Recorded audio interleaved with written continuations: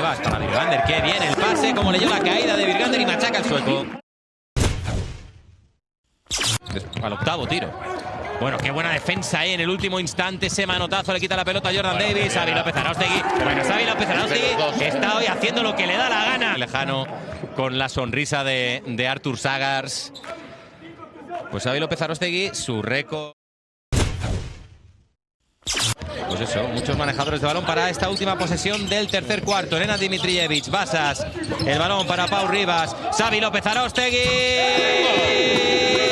para cerrar el cuarto, llega a los 20 puntos. Artur Sagars no se lo cree con lo que está haciendo. Se puso en zona el UCAM Murcia y recibió en esa circulación de balón. Qué partido más increíble, tanto de López-Arostegui como de Basas. Bueno, pues